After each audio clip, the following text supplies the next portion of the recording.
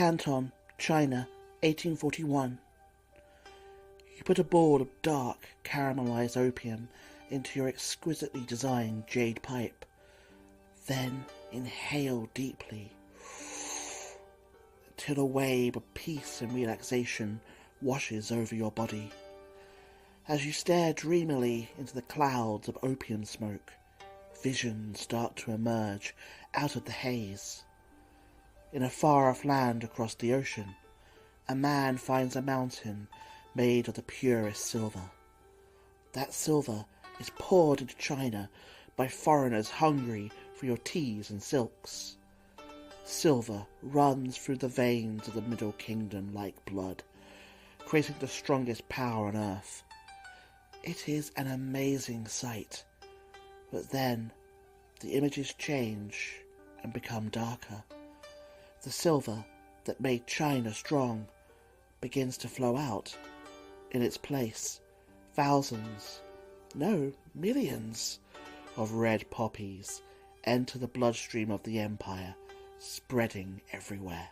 Suddenly, the images vanish as the opium den you are in shakes from a nearby explosion. The sound of gunfire is getting closer. The British will be here soon. Silver, tea and opium have combined in the devil's brew. Now new barbarians are rampaging across your land. You take another hit from your pipe. At least the poppy allows you to leave the world behind. For a little while. I'm your host James Barton, and welcome to Forgotten Wars. This country is at war with Germany. Today, our armed forces joined our NATO allies in airstrikes against Serbian forces. Eagle 1, first strike, you have permission to engage the target. In the first few hours after our servicemen went to the rescue of young Americans and of democracy in Grenada, damals uns ausgebildet und wollen diese 4 Jahre nützen. Hello everyone, welcome back. Here in the UK, we are finally entering spring. The days are getting lighter, and the misery that is January and February is coming to an end. To celebrate, we're going to cover one of my favourite wars, the First Opium War, 1839 to 1842, between Britain and Imperial China.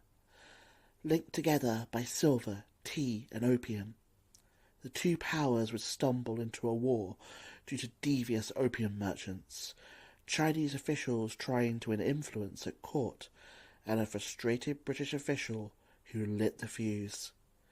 In this episode, we'll explore how Britain and China would go to war over the poppy. Follow me to the treacherous waters of southern China in the early 19th century, where fear, ambition, greed, and the smoke of the poppy lie heavy in the air.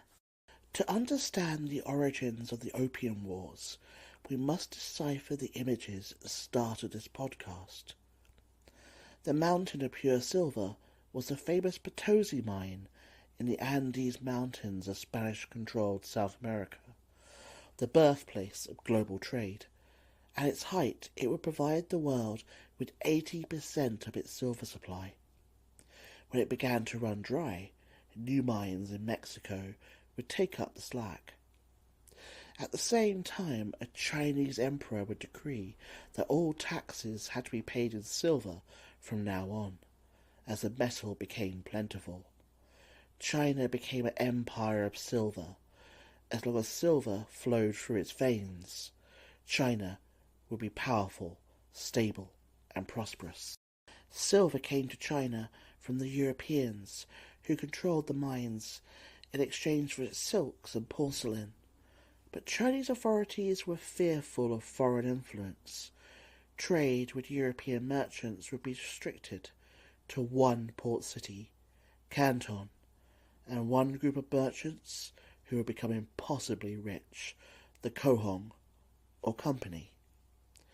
Canton became the Dubai of its day, one of the world's most prosperous cities, but shall we say the same seedy underbelly of smugglers and intrigue. Adding greatly to its wealth was a new British addiction, tea. We still drink gallons of the stuff now.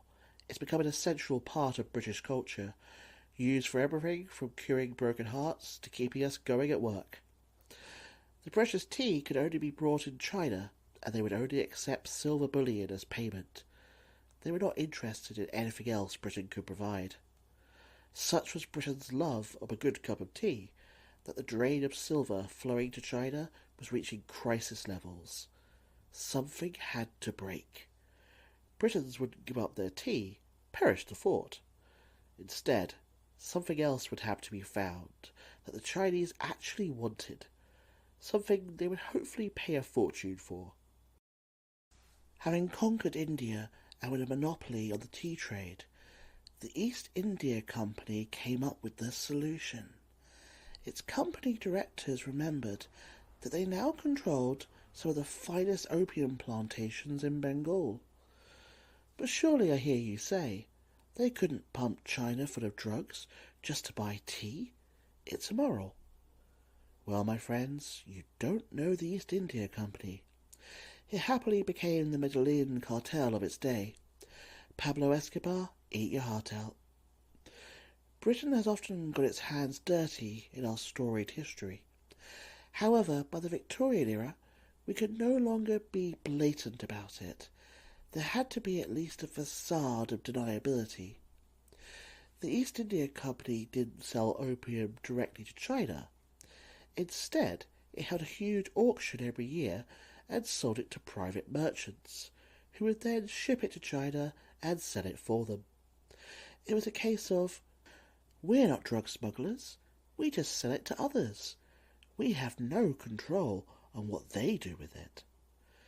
Using the silver it had raked in from the opium sales, the company then brought tea from China and shipped it to the UK. A virtuous circle of trade had been created. Well, a circle at least.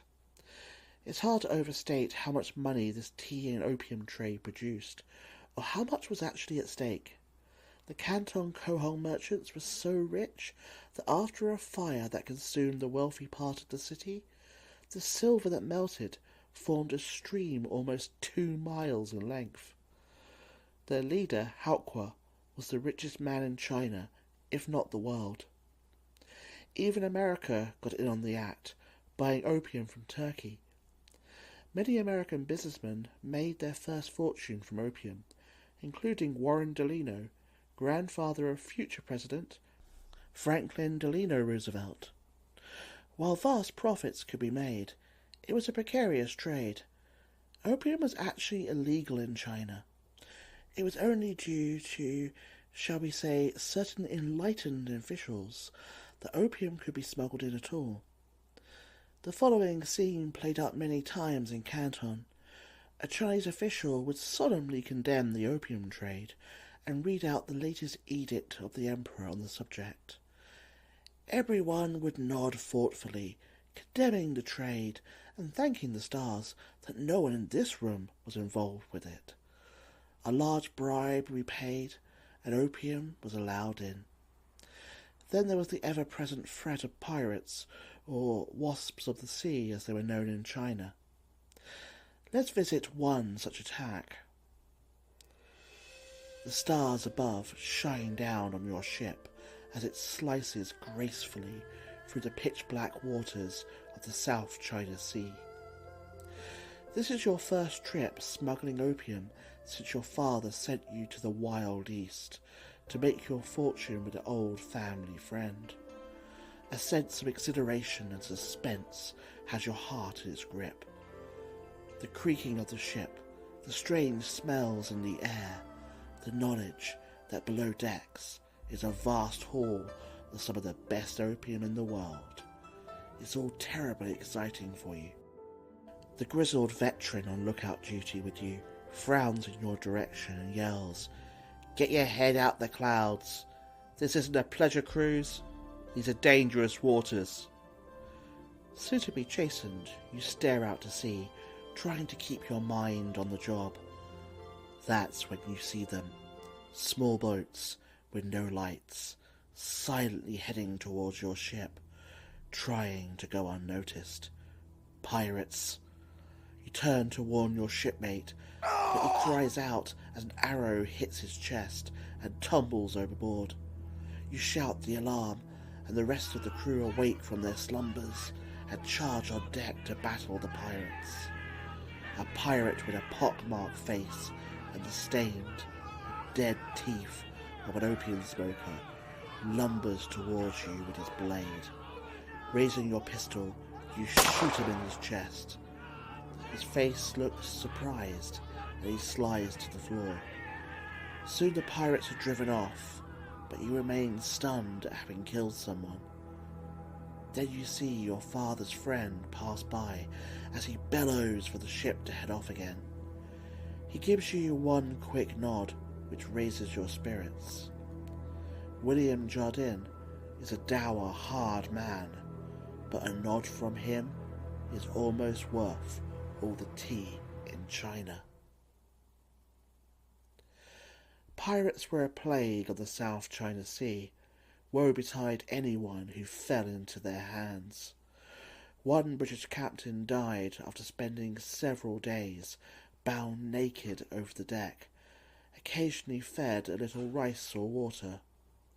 A captured Chinese official suffered an even worse fate. While still alive, he was disemboweled, and his heart was cut out, which the pirates then soaked in spirits and ate. While the China trade was a route to great wealth, it was also a dangerous one. In our last dramatisation, we met William Jardine, along with his business partner,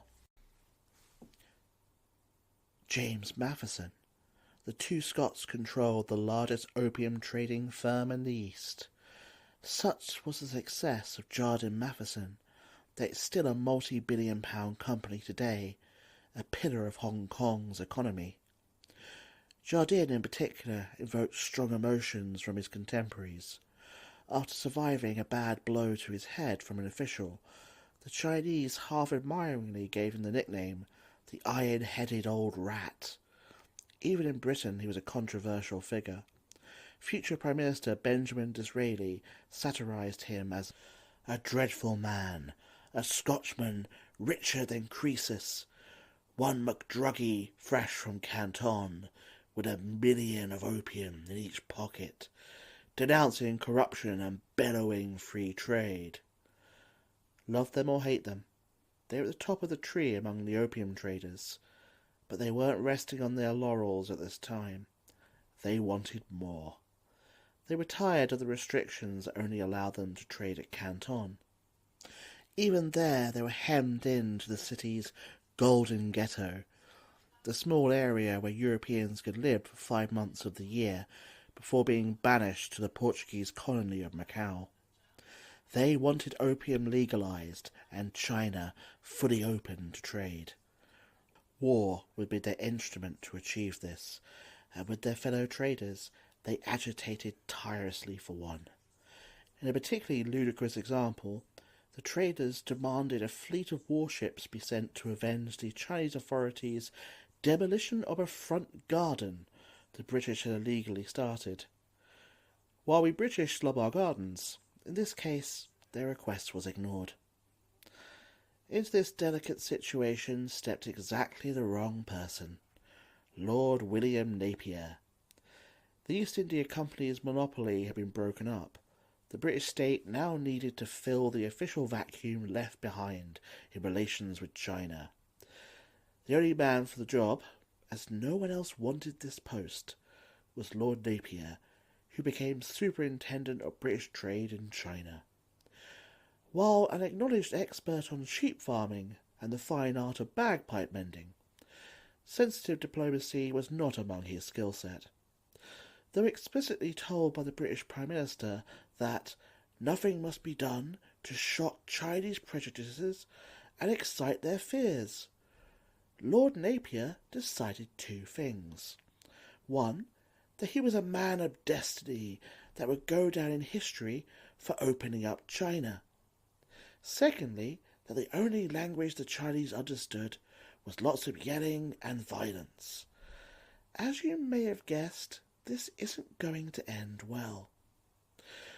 When he arrived, Lord Napier broke every rule in the book, demanding to speak to the governor of Canton directly. Let's head there now. The heat of the midday sun beats down upon you as the standoff enters its third hour. You are a British soldier guarding Lord Napier as he demands to be allowed to pass through the city gates. When they refused, a tense standoff developed, which is still going on. For the first hour, everyone took it very seriously, glaring at each other, refusing to yield an inch. Now, both sides are beginning to flag in the heat, especially the British. The heavy red uniforms are not meant for the Chinese summer. Napier strolls up and down, yelling at the Chinese guards. His interpreter is struggling to translate, and the Chinese seem mystified about what he is actually saying. I represent the British Crown. You will open this gate. You hear me? You wretched heathens! You catch the eye of one of the Chinese guards, and though you do not speak each other's language, for a moment you both understand what the other is thinking. When will this be over, so you can get in the shade and out of this burning sun? All he gained from this 3-hour standoff in the blazing midday sun was a bad case of sunburn. The increasingly frustrated Chinese authorities retaliated with public edicts in which Napier's name appeared in the characters that, the British translator awkwardly explained, seemed to mean boringly vile. An outraged Napier denounced the governor as a presumptuous savage. He released his own Chinese broadsheets, slandering the local authorities. While he was cheered on by the traders, the local authorities' patience finally cracked. Trade was shut down. All Chinese servants and staff were ordered to vacate the Golden Ghetto, and Napier himself was put under house arrest. He was reduced to yelling insults and diatribes about the governor from a window, but this was fairly pointless, as none of the Chinese actually understood a word he was saying. The golden age of diplomacy. Suffering from malaria and broken in spirit, Napier gave in and agreed to leave Canton. Vengeful local bureaucrats made him take the longest route possible with a large Chinese military escort. Weakened by the delay, he died soon after in Macau. Not to be put off by Napier's failure, Matheson sailed for Britain to lobby for war, while Jameson managed their business. We have seen the beginnings of this conflict from the British point of view, especially from the traders' perspective. Now we turn to China at the dawn of the Opium Wars, as it faced its own problems. The Qing dynasty was currently in power and ruled from Beijing. However, they were regarded as foreigners themselves by the majority Han population, for the Qing were actually Manchus from what is now northeastern China, and were relations of the Mongols who had once ruled the Middle Kingdom themselves. They had conquered China hundreds of years ago and set themselves up as the new elite, quite similar to how the Normans had conquered Anglo-Saxon England. While they adopted parts of Chinese culture, they also kept themselves separate from the majority Han. Cities had exclusively Manchu-restricted areas, while every Han Chinese had to shave the top of their head and tie the rest of their hair back in a long ponytail called a chia, marking their status as a conquered people. Unsurprisingly, the Han hated their Manchu rulers. Imagine how you would feel if your country was invaded and they forced everyone to adopt mullets. By 1839, however, the Manchus' rule in China was in trouble. The flow of precious silver, the lifeblood of the empire, had reversed due to opium. Troops and officials weren't paid. Public works projects put off. Troublesome tribes couldn't be bribed to keep quiet. The system was beginning to seize up. The current Daoguan emperor was actually a half-decent ruler. He wasn't lazy or decadent, like some of his predecessors, and genuinely wanted to solve China's problems. However, he had two key weaknesses. One was he was cut off from real life to a startling degree. Living in the Forbidden City, a huge complex of multiple palaces and beautiful gardens, he would never leave its walls. Kept busy with endless rituals, official duties, and with a large harem of concubines to service, he had little time or energy left over. How to admire the stamina of the emperors? I struggle with juggling just one wife. If you're listening, Mrs. Forgotten Wars, love you, dear. Secondly, he was indecisive, wasting precious time as he wavered over what to do. Into this vacuum stepped his officials, the mandarins, who waged vicious faction fights to gain the ear of the emperor and his backing for their pet projects. They were suffering their own crisis, however.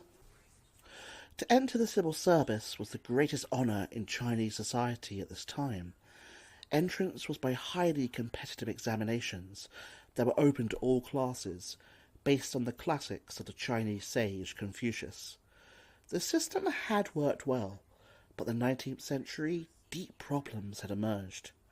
China's population had doubled, but the number of positions remained the same. Making it even harder, a large number of these were reserved for ethnic Manchus. They were allowed to cheat the exam system by showing off their archery skills instead. Competition had always been fierce, but it was reaching unbearable levels now. China was increasingly saddled with a population of aging academic failures, leading to ludicrous scenarios. In one instance, a man of over 100 was led into the examination hall by his great-grandson, who was trying his luck for the first time.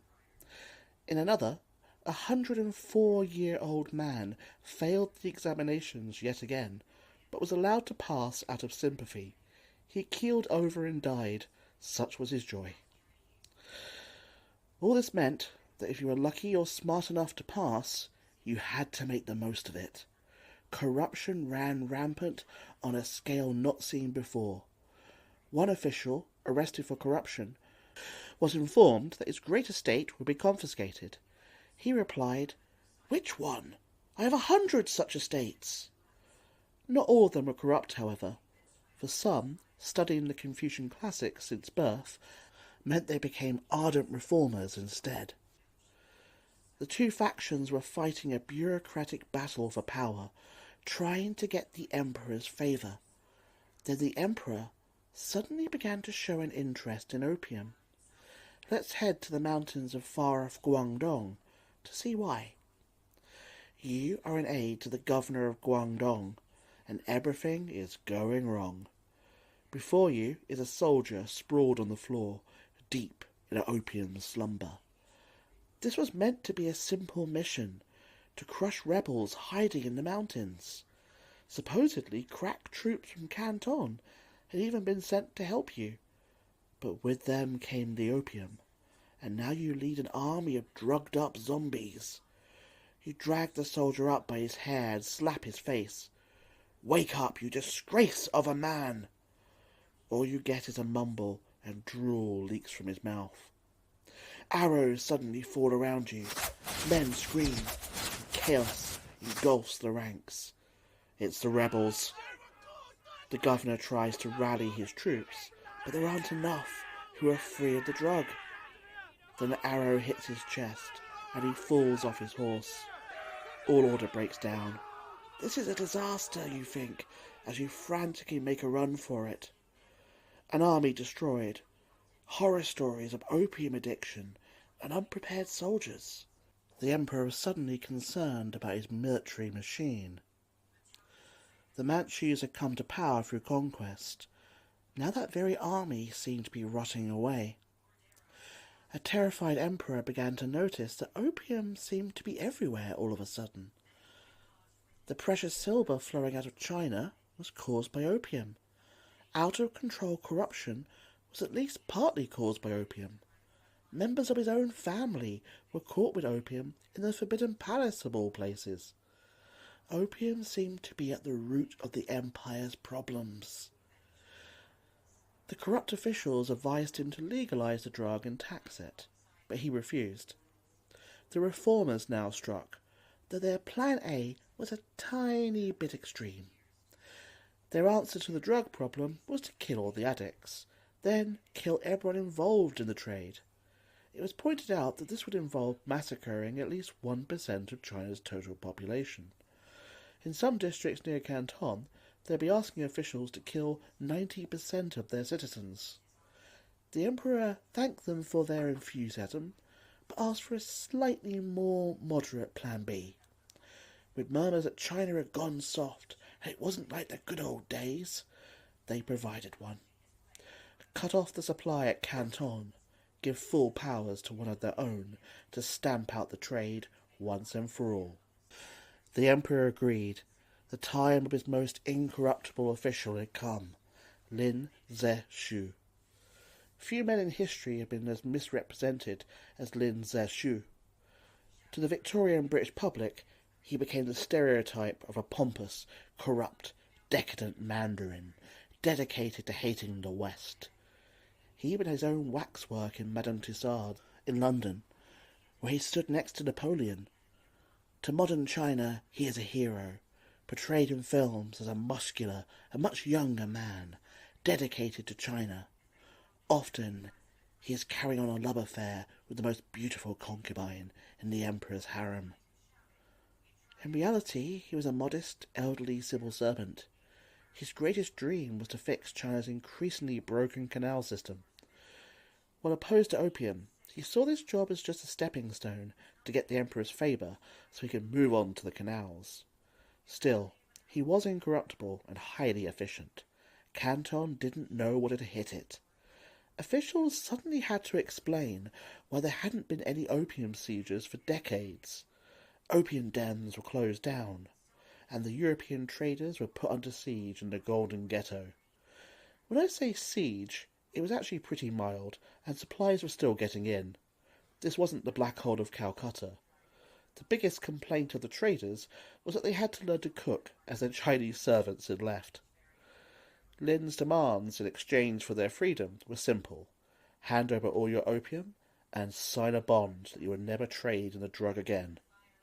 Haokwa, the richest man in the world, offered Lin a huge bribe in silver.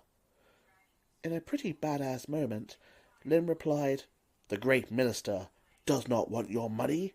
I want your head."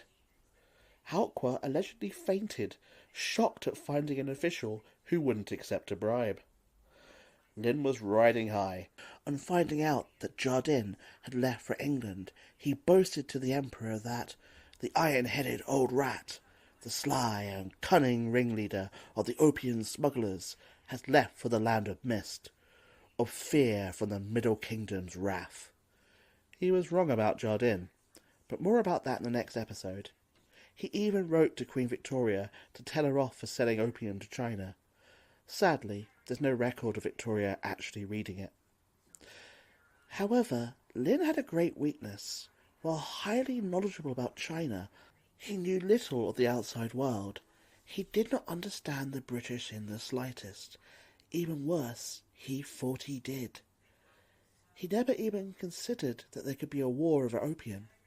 In his plans, Britain would just roll over and accept his actions, ignoring how important the trade had become to them. Much of the early stages of this war is dominated by Lin frantically improvising on the spot, as all of his assumptions are proven wrong. So far, we've met two of the trio who would start this war, the opium traders and the reforming mandarins. Now we meet the third, Lord Charles Eliot. He replaced Napier, and by 1839 he was a deeply frustrated man. He hated the opium trade, but knew without it, Britain would have to go back to silver bullion. His authority over the traders was unclear, as he had no control over opium, while the British government gave him contradictory instructions. Complained about by both the traders and the Chinese, with the government providing no help, he would make two decisions that lit the touch paper for war. Arriving in Canton to rescue the traders, he agreed to hand over all the opium in the Golden Ghetto to Lin, but at the same time he guaranteed the opium in the name of the British government. Britain was now on the hook for £2 million worth of opium to reimburse the traders. A private dispute was now turned into a direct confrontation between the Chinese Empire and the British Crown. Worth billions in today's money, unsurprisingly, there is no way in heaven or hell that the government wanted to pay this bill. More than anything else, it was this debt that convinced Britain to go to war. But this was all in the future. For now, let us head to one of the most famous moments in 19th century China. You are a mandarin in Humen on the Chinese coast, and today is one of the best days of your life. Thousands of workers are picking up the big black balls of opium taken from the barbarians and throwing them into the canals you have dug. It has taken weeks, but they are almost done. Soon, the poison that has been ravaging China will be flushed out to sea. The great Lin Shu reads out a prayer to the water gods, asking them to protect the creatures of the sea from the poison of the foreigners. Then it is time. The canal's empty, and the opium is gone. It's all over. The traders just have to agree to abandon the trade, and you can declare victory. Surely that will be an easy task. 20,000 chests of opium were flushed out to sea. It was the high point of the whole conflict for Lin. But Elliot and the traders refused to sign a bond agreeing to abandon the opium trade. Instead, they all withdrew to Macau. At first, Lin was not worried. He airily claimed that the foreigners would literally die without China's tea and rhubarb. Really not sure why he included rhubarb there. As I said, he really didn't understand the outside world. Still, he wanted to get this wrapped up. The Emperor was offering him the promotion he had dreamed about. To force the British to sign, he now besieged Macau, threatening to overrun it if he didn't get what he wanted. Asked to move on by the Portuguese authorities, Elliot and the opium traders frantically looked for a new base. Then Elliot remembered there was a small, barren, uninhabited island nearby. It had an amazing natural harbour and would be easy to defend. That's where they would head to, the island of Hong Kong. It would be Britain's last retreat in response to Lin. The Opium Wars were about to flare into life. Join me next time for part 2 of our series, as Britain and China clash, and the world is changed forever. Thank you for listening. I hope you enjoyed. If you liked the podcast, please like, leave a review, or tell a friend. If you'd like to get in contact, I can be reached on bartonjames84 at proton.me. I'm also on Blue Sky as well, so please feel free to drop me a line. See you next time for more Forgotten Wars.